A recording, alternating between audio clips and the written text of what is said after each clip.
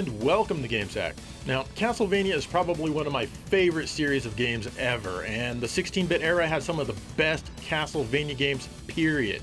So I figured this would be a good time to check and see which one of those is the best Castlevania game of that era.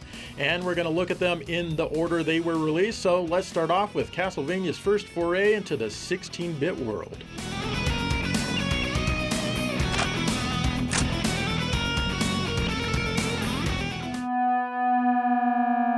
Super Castlevania 4 was released for the Super Nintendo in December of 1991, just a few short months after the console itself was launched. But my first experience with the game was when my friend Tom and I rented the Super Famicom version from a local game shop and I played it on his Super Nintendo, as I wouldn't get the system until Christmas of that year. The only other games I'd played on the system at that point were F-Zero, Super Mario World, and Pilot Wings. And this was also the first game with 8 mega power that I played on this system.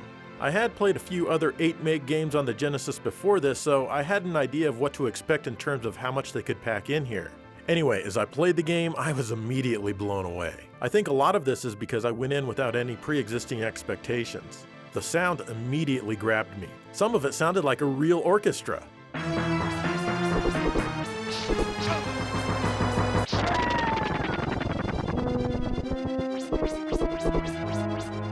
I thought we'd have to wait until ActRaiser came out to hear music like this, because that's the game that all the magazines were hyping for its orchestra sounds. So this was definitely a very pleasant surprise. I was also glad to see that the graphics looked a lot better than the fuzzy pictures of this one that I was used to seeing in the game magazines. At first, it was weird having the limp whip. It made us laugh as we played, but both that and the whip swinging mechanic were super easy to get a hold of. We kept playing and playing, and there was just so much variety here. I was amazed at how much they were able to fit into an 8 meg cartridge, and we had barely even gotten inside the castle. So I just surmised that it must be easier to put more data and better data in the same amount of space on the Super Nintendo than it is on the Genesis. I don't know if that's right, but it sure seemed like that back then. Anyway, Tom went home and took his Super NES with him, but I got the game later after I purchased my Super Nintendo with Christmas money. Basically, this is a retelling of the first Castlevania game and isn't an actual sequel to the third game. So the title Super Castlevania actually makes more sense than Castlevania 4. But they didn't care, they just called it Super Castlevania 4, which is by far the dumbest name of any of the games I'm talking about today. Since it's a retelling of Castlevania 1, you're playing as Simon Belmont on his quest to defeat Dracula once and for all. They censored the international release of this game, but I really didn't notice at the time. They took out the crucifixes and changed the blood level to a slime level. This is because, as Americans, we're very weak and we just can't handle stuff like this. Or at least our parents were, and they probably would have complained to Nintendo. Or at least Nintendo thought that they would. Actually, it probably would have all been fine if they had just left it alone. Another bizarre change is the sound of Simon's whip. In the Japanese version, it sounds much more like a chain. In the North American release, it sounds more wishy-washy. Anyway, Simon has the aforementioned limp whip, which puts a new twist on the gameplay. He'll come across rings in the stages that he can use to swing across gaps and whatnot. It also has the traditional style of play where you collect power-ups in the form of Roman numeral 2s and 3s. This will let you throw 2 or 3 of your sub-weapons at a time, respectively. But if you grab a different sub-weapon, the number resets back to 1. And as far as sub-weapons go, you have the weak knife, the clock, the holy water, the axe, and the cross of fear, which the manual calls the boomerang. Unlike the real Castlevania 1, where the holy water is by far the best sub-weapon, you'll want to stick with the cross of fear for the duration of this game if you can. Also new here is that this one assigns the sub-weapon to its very own button. Personally, I like to change my configuration so that the sub-weapon is X instead of R. Your whip also gets the traditional power-ups with the chandelier icon. Actually, it's not a chandelier, but I always thought it was. The manual calls it a morning star, and it's a sword with 2 snakes wrapped around it, I think. The control in this game feels super precise. I never feel like I'm not in total control. If I die, it's because I wasn't being careful enough, or I didn't figure out an enemy pattern yet. Everything about the control is spot on. I absolutely love the feeling of being able to whip in all 8 directions. I also love moonwalking up the stairs. The stage design is very interesting here, as the level bosses aren't always at the end of the level. For example, Medusa, who's the boss of Stage 2, appears about 2/3 of the way in. And when you get to the end of Stage 2-3, you just walk off the screen and go to Stage 3. Moreover, some levels even have multiple boss fights. The enemy and boss patterns are very easy to predict after you've played it a few times. And honestly, this game is easier than the first 3 games. But the dungeon stage does offer up a pretty good challenge, as it's instant death if you touch any of these spiky things.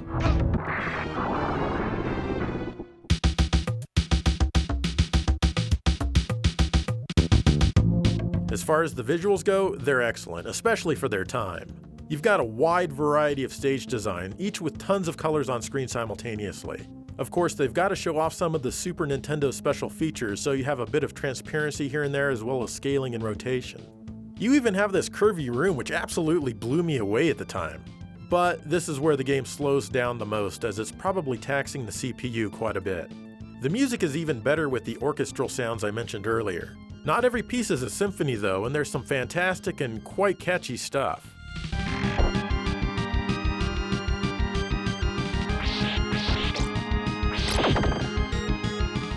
It all does an outstanding job of setting the mood in the game. Truly one of the best soundtracks on the console that really shows off what the Super Nintendo can do.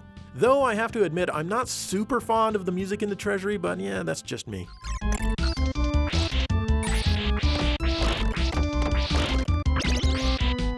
The sound effects are outstanding as well. I had never heard sound like this in a game at the time I first played this one. The game itself is fairly long for a platformer with a bunch of different stages. Disappointingly, Dracula's second form looks almost exactly like his first. Once you beat the game, it sets you back to stage 1 to do it all again, and it seems to loop infinitely. Overall, this one is really easy to pull off the shelf and play. It doesn't have a steep learning curve, and it's probably the most accessible Castlevania game out there.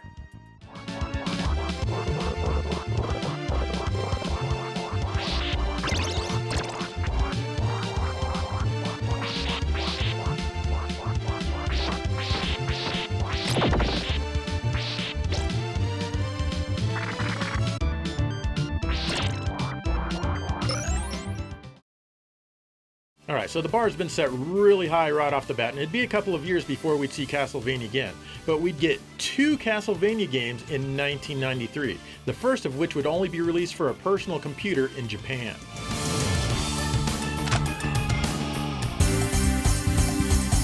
The next Castlevania game that would be made would be Akumaju Dracula for the Sharp X68000 computer system in Japan in mid-1993. Like Super Castlevania 4, this one is a remake of the original game. Yep, that's right. For the very next Castlevania game, they just had to go and remake the first one again. But this one feels like a George Lucas special edition compared to an all-new reimagining like Super Castlevania 4 was. A lot of the original stages are here, like the first stage, which is almost identical, boss fight and all. Medusa's stage is also here with the same rusty red color, but there are many more new stages wedged in between. Once again, you're Simon Belmont on your way to take down Dracula.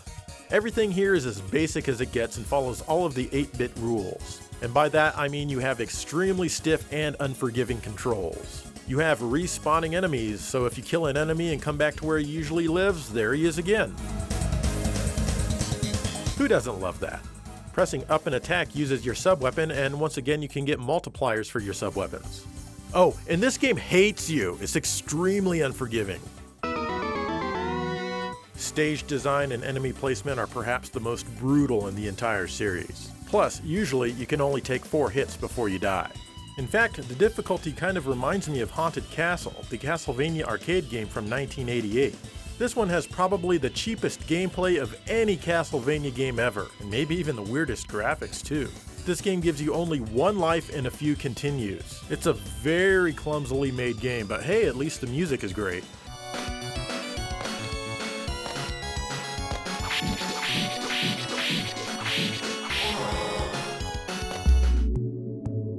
The Sharp X68000 game here feels like a thoroughly refined version of that one in a lot of ways. It's still cheap, but at the same time gives you way more of a chance to avoid getting hit.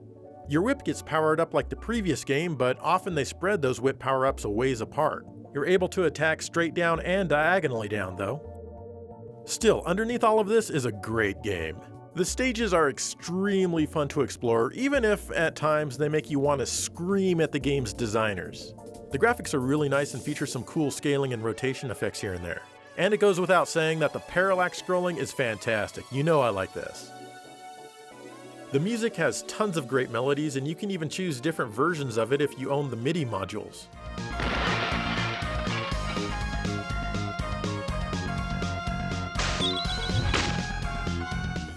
Thank goodness this game allows you to save your progress. I just wish you had more lives, even though it offers unlimited continues. And speaking of lives, there's hardly any wall meat at all in this game, so once your life meter starts going down, good luck getting it back up. That's what she said. You can get this game on the PlayStation as Castlevania Chronicles, and it has a cool arranged mode with some slight graphical upgrades and CD quality arranged music. It also has the original mode, which is how I'm playing it here today. As a 16-bit Castlevania game, it's far from the best, but it's one of the 3 Castlevania games that were in development simultaneously at Konami.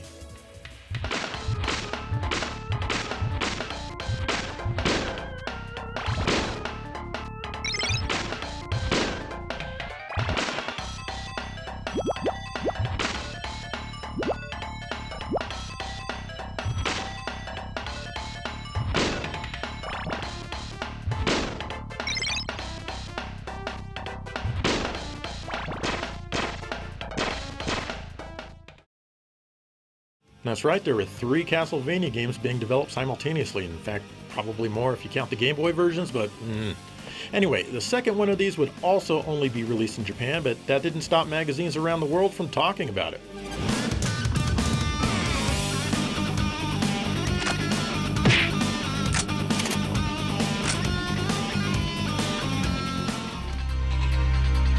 Akumajo Dracula X Chi no Rondo, also known as Castlevania Rondo of Blood, was released for the PC Engine Super CD system in October of 1993.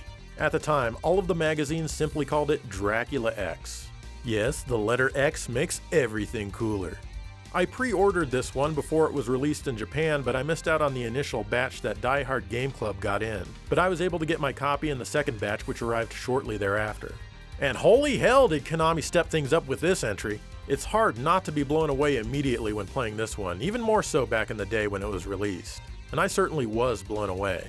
I was also the only one of my friends who had a TurboGrafx CD, and I told them that it had quite possibly the best Castlevania game ever. 2 or 3 of them came down, one of them was Dave. They were all blown away as well, and we spent many different nights going through every nook and cranny of the game until we reached 100% completion.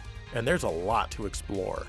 This is Castlevania at its rawest, and at the same time its most refined. This time around you're playing as Richter Belmont, who's a direct descendant of Simon. Gone are the whip power-ups. Gone are sub-weapon power-ups. In fact, once you grab a sub-weapon, you're as powerful as you'll get in the game. But you do have a few extra powers to make up for it.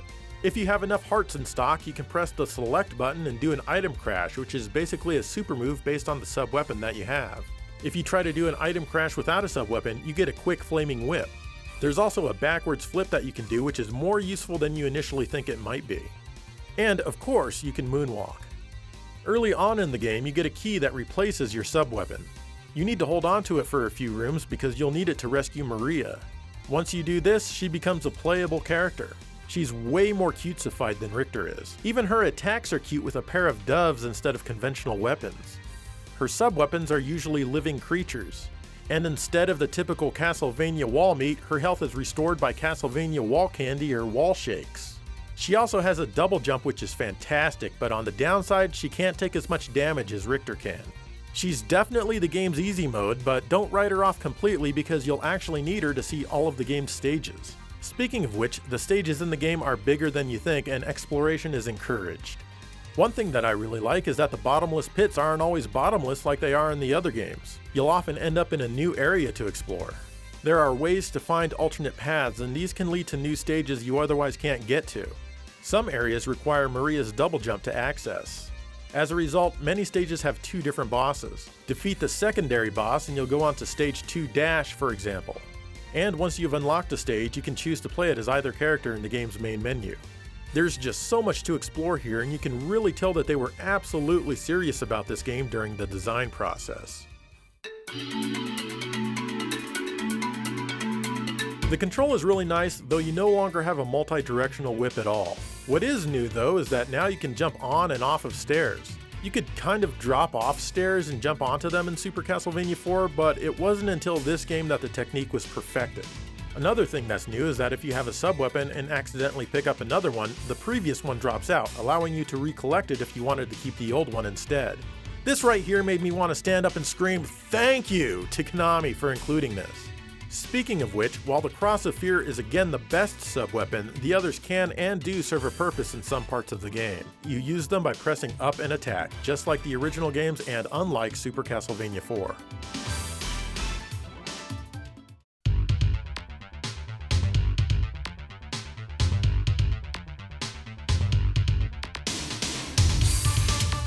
It goes without saying that the graphics in this game are just outstanding. They are way better than we've ever seen in any Castlevania game until now, featuring lots of subtle details if you take the time to look closely. From character and enemy designs to backgrounds, absolutely nothing disappoints. You've got a half-eaten beast trying to kill you, bats with frickin' swords, skeletons with rifles, and even a naked dude. There's also a ton of parallax scrolling, all done on hardware that doesn't even natively support that feature. Again, they really went all out on this game. This was one dedicated development staff. And that includes the music, which is of course CD quality with arranged tunes from previous games as well as lots of new melodies, all of them very memorable.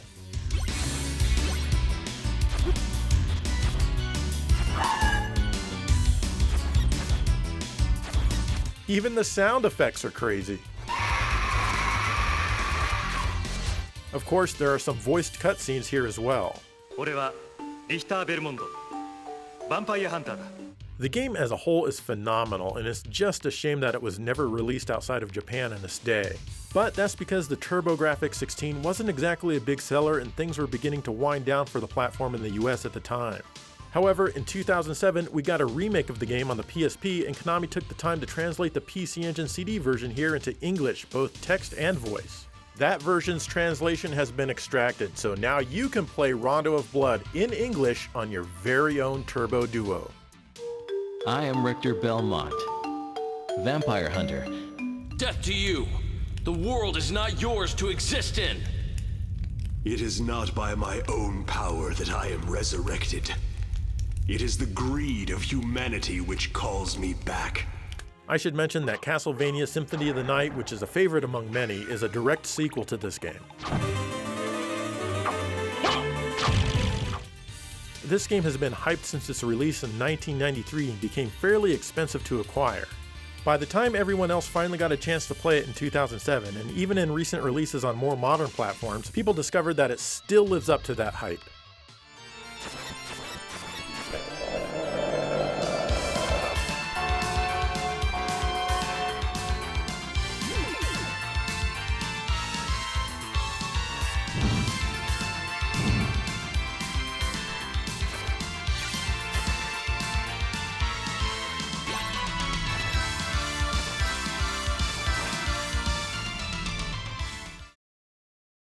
Alright, Rondo of Blood was and still is an amazing experience, and yes, I know the PC Engine is technically an 8-bit machine, but come on, it's in the same era, so it counts. And no, that does not mean I'm going to talk about the Game Boy games here. But anyway, the third game in development at this time was Castlevania Bloodlines on the Genesis/Mega Drive. Would it turn out to be as good, or maybe even a little better?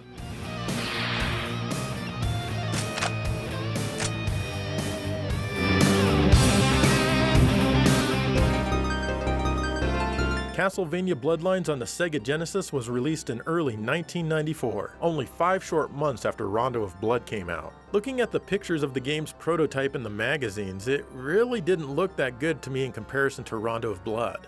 But I was still curious enough to rent it anyway. And my initial impressions of the game were not that great. Something seemed off, it just wasn't right. Was it rushed? Did they assign their least skilled programmers and designers to this one? There was just so much about it that was different. For example, you don't even get to play as a Belmont. Instead, you now play as John Morris from Texas, and the game takes place in 1917. He's related to Quincy Morris from the Dracula novel and is also related to the Belmonts. Okay, so he is technically a Belmont, but I guess they were just trying to tie it into the book somehow. Like Rondo of Blood, there's also a second character that you can play as. In this game, it's Eric Lecard. But you can choose him right away and you don't have to unlock him or anything. At first I thought he was kind of goofy looking and he wielded a very strange spear. What a sloppy game this is, and it tarnishes the Castlevania name! But having said all that, something about this game eventually clicked after I bought a copy. And once that happened, I began to realize just how amazing this game truly is.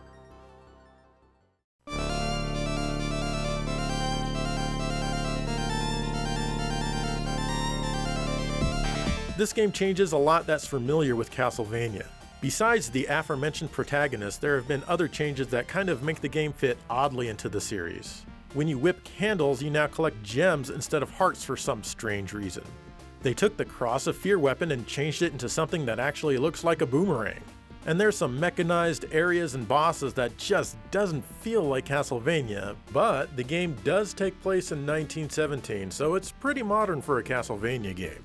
Also, you're traveling all throughout Europe instead of just around and inside of Dracula's castle. But I'm telling you, if you can get past these things, it's pure Castlevania through and through. While John doesn't have the 8-way whip that Simon did in Super Castlevania 4, he can do a lot more with it than Richter could do with his. He can attack diagonally as well as straight down with it during a jump. He can also use it to swing over large gaps. Playing as Erik is a bit different. He can attack straight up while standing, but can't do any upwards or diagonal attacks while jumping. Erik also has a super jump which can be done by pressing down and jump. As a result, the two characters take ever so slightly different paths through a couple of stages. John can swing over the gap here, for example. Erik can't get over there, so he needs to keep super jumping up here, which John can't do. They both end up at the same boss fights though. Erik's reach is much longer, and generally you should choose to play as Erik if you're less skilled. For example, in this stage, if you play as John, you need to hop up these moving platforms, which can be pretty tricky. But if you play as Erik, you come in from the top and all you need to do is drop down and go to the right. Literally no skill needed. Erik is the game's easy mode, though it's still not an easy game with him.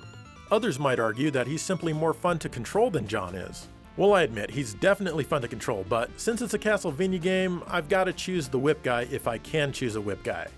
However, the inclusion of Erik here did lead the way to including other non-whip wielding protagonists in future games. The sub-weapon multipliers are still gone, but the whip power-ups have made a comeback. If you do well, you can power your whip or spear to a flaming thingy-mabob which does some nice damage, but it goes away once you get hit. There's also item crash-like super moves that you can do. One of the game's greatest strengths is its stage design. Although there's not much in the way of exploration, everything is extremely well thought out to make sure you keep coming back for more as you figure out the best tactics to get past each part of the stage. Like this crazy section where it splits up into a weird illusion designed to trick you. You've got to keep your eyes on your feet and it's very easy to get confused. I absolutely love it. Once this game clicked with me, I simply could not stop playing. It's one of those that calls at you to come back and play it when you're away doing something else. You think about it a lot when you're not playing it. To me, that's always a mark of an amazing game. The control took a bit for me to get used to, but otherwise they're right on the money. It just feels like John's whip takes a nanosecond or two longer to hit its target than previous Castlevania games did. This can sometimes be an issue because overall the game plays much faster than the previous games thanks to the power of the Genesis's CPU and the blast processing contained therein. I always have to change the button layout in the option screen so that C jumps and B attacks, but that's just me. And the sub-weapon has been given its very own button again, which is perfectly fine. If you press up in the sub-weapon button, you can get a special attack if you have enough gems. Unfortunately, you can't moonwalk in this game. Trust me though, you should play it anyway.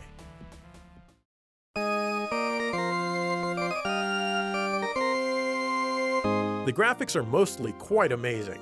The colors are done well and there's some really cool effects like this reflection here, or the rotation of the statue head as you hit it, or the rotation of the Leaning Tower of Pisa because, you know, that's what the Leaning Tower of Pisa does. And evidently it's super tall too. Or how about this part where the sun is shining into the room using the Genesis's shadow and highlight function. But there are some weird things here and there like the way some of the stairs are handled. John is placed way too low on the stairs here and it looks like he's gonna fall through them, just really sloppy in my opinion. But there's plenty of blood and gore here, especially early on in the game, at least in the US and Japan. Sadly though, it was just too scary and it had to be censored elsewhere. Still, overall, it's a really nice looking game. And it sounds just as good, at least musically. Michiru Yamane, who would go on to do the outstanding music for Castlevania Symphony of the Night, took the reins here and she did a phenomenal job with tons of well-composed and memorable tunes.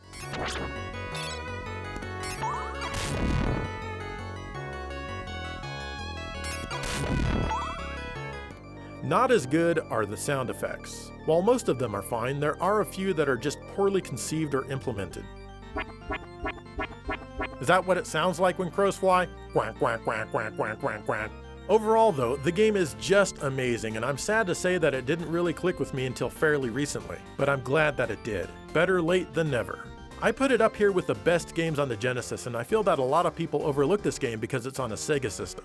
But it became very apparent to me that Konami put a ton of effort into this, and those who worked on it were proud of what they were making. If you don't play this one, you are absolutely missing out on one of the best 2D platformers ever.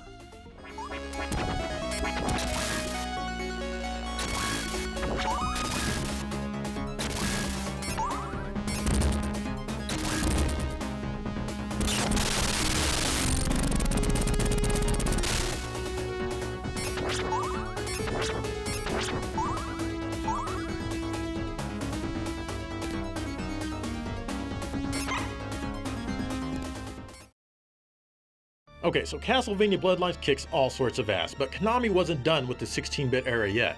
In fact, since the TurboGrafx 16 was a complete failure outside of Japan, Konami thought, maybe we can cook something up on the Super Nintendo to help quench some of that thirst.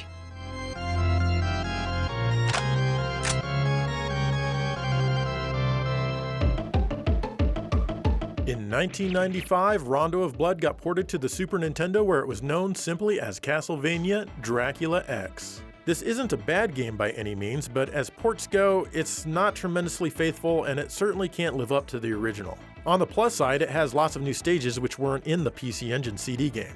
But the gameplay mechanics are mostly intact, so at least players outside of Japan could get a taste. For example, you can still deftly jump onto and off of the stairs. And you still have a choice when you pick up a new sub-weapon if you want to keep it or not. And again, there's no power-ups for the whip and no multipliers for the sub-weapons. Sadly, the stages themselves are fairly boring and uninspired. The visuals are extremely flat and dull. A lot of the enemies return, but even though they look good, they kind of seem like pale imitations. However, there are new bosses to fight. The cartridge music does its best to match the PC Engine CD music, and some of the tunes actually come pretty damn close.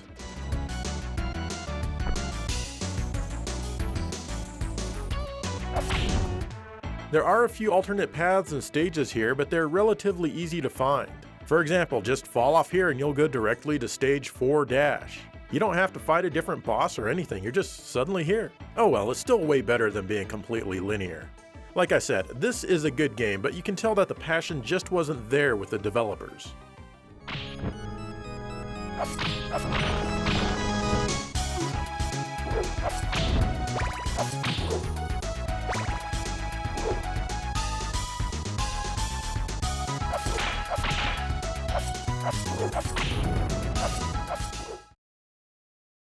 Alright, that was my super quick overview of the 16-bit era Castlevania games, but now it's time to pick a winner. Fortunately, that's really easy because it's Castlevania Rondo of Blood. I mean, it has great action, great music, great graphics, great platforming, great sound effects, everything is just great. But what game comes in at number 2, and more importantly, which game is the worst? Choosing between Super Castlevania 4 and Castlevania Bloodlines is incredibly difficult for me. No matter which one of these I choose, I feel like I'm overlooking the greatness of the other. On one hand, nostalgia plays a huge role in my love for Super Castlevania 4. But even if it weren't for that, it remains an amazing game that, like I said, is extremely easy to pick up and play. On the other hand, my love for Castlevania Bloodlines has nothing to do with nostalgia. It's certainly not perfect, but it does so much right despite the fact that it began life as a side story to the mainline Castlevania series. Man, this is really tough to choose, but I'm gonna have to go with Castlevania Bloodlines due to its really cool stage and enemy design. Still, you really do need to play both games, a lot. Now that leads us to choose which is the worst 16-bit Castlevania game. Castlevania Chronicles, as it's now known, is pretty stiff and unforgiving. Castlevania Dracula X on the Super Nintendo is a very watered-down port of the best Castlevania game, Rondo of Blood. But at the same time, Castlevania Chronicles is just another remake of the first game. However, it did have a lot of new stages, and I feel that those stages were really creative. Castlevania Dracula X also has new stages, but many of them are bland and uninteresting, much like myself. So Castlevania Chronicles wins over Castlevania Dracula X. But even Castlevania Dracula X is 50 times better than Haunted Castle, which is the true worst 16-bit Castlevania game. Alright, there you have it. The best 16-bit era Castlevania game is Rondo of Blood, followed by Castlevania Bloodlines on the 16-bit Sega Genesis. And a very, very close number 3 is Super Castlevania 4. Down below, we've got Castlevania Chronicles, as it's now known, and in dead last is Castlevania Dracula X. Actually, it's not dead last because it's way better than Haunted Castle in the arcade. And I don't have an arcade PCB to hold up for you. Those cost $800, and I have a hard time justifying even spending 25 cents to play that one. Anyway, what's your favorite 16-bit era Castlevania game? Do you agree with my list, or you think I got it dead wrong? Let me know. In the meantime, thank you for watching GameSack.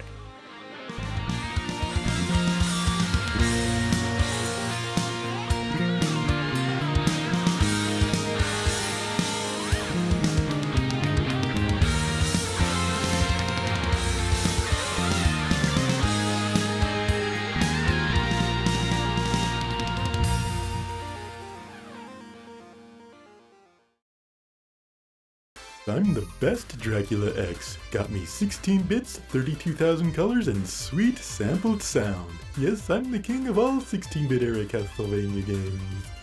Die, monster! You don't belong in this world! It was not by my hand that I'm given Silicon. I was called here by humans who wish to play with my greatness. Greatness? You steal other games' features and make them bland! Perhaps the same could be said of all ports. Your words are as empty as your levels. Gaming ill needs a version of Dracula X such as you. What is a game? A miserable little pile of code. But enough talk. Have at you! Bitch.